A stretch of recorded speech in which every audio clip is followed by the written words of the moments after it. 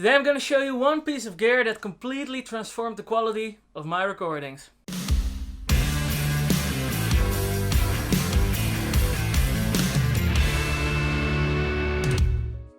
What's up, my name is Nick from the Future Musician, and today I'm going to show you one piece of gear that really completely transformed the quality of my recording. And it's not an interface, it's not a preamp, it's not an EQ, it's not a microphone. Yeah, I'm just going to show you.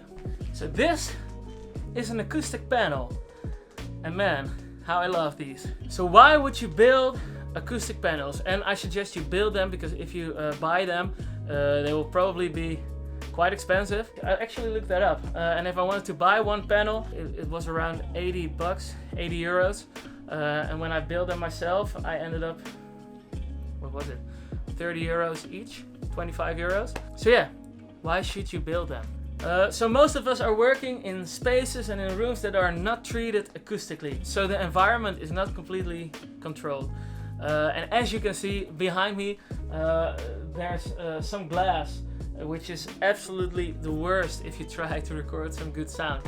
But it's cool that you can look downstairs and you can have some eye contact when someone is recording there. But for the sound, it's not the best at all. So yeah, I have some acoustic panels in the back. I have an acoustic cloud above my head here. And I built lots of them and I just put them here on the side so I can build my own acoustic castle if I try to record guitars, or yeah, you can use them for vocals.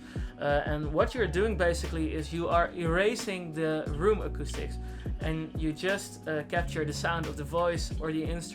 And this is a good thing because when you are with vocals, for instance, if you're recording vocals and you try to compress it and you want to get your vocals really close, if you have room ambience in your vocal recording, you're also compressing the room acoustics that are delivered with the vocal. So if you erase all of that and you just have the vocal and you try to compress it, you can really bring it more forward and you can get it really up front, more than if you were just recording in a space like this. So what I'm gonna do is I'm just gonna show you what it sounds like if I'm recording just in this room, which has some treatment but not a lot.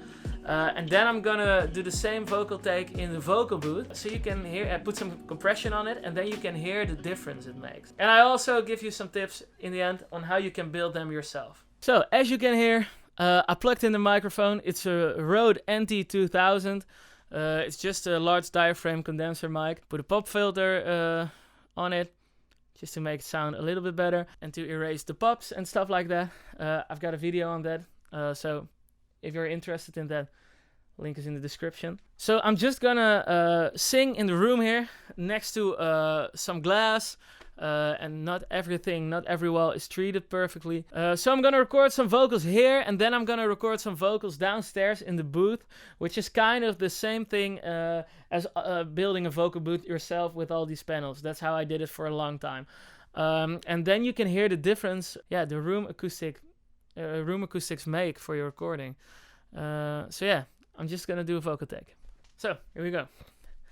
Now you're dancing in the lights of my car, and I can't help but smile, wonder how we got this far. Now you're dancing in the lights of my car. So did you hear the ring of the room? Alright, let's go downstairs. Alright, so as you can hear right now, we are in the vocal booth, and this has a much deader sound. So as you can see, this stuff on the wall, it's all the same as the panels I just showed you in the beginning. It's just stone wool with some fiber over it to make it look nice. But yeah, it's basically all absorbing stuff. So yeah, my voice sounds completely different here. I'm gonna do a vocal take as well. Now you're dancing in the lights of my car, and I can't help but smile, wonder how we got this far. Now you're dancing in the lights of my car. So yeah, no ring at all.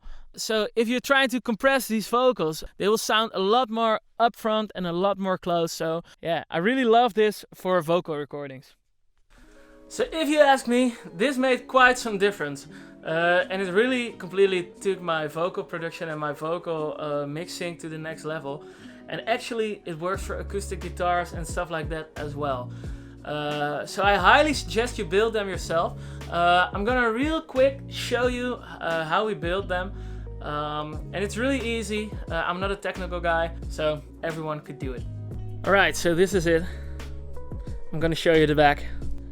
So as you can see, it's just some stone wool in the back, and we just put a wooden frame around it.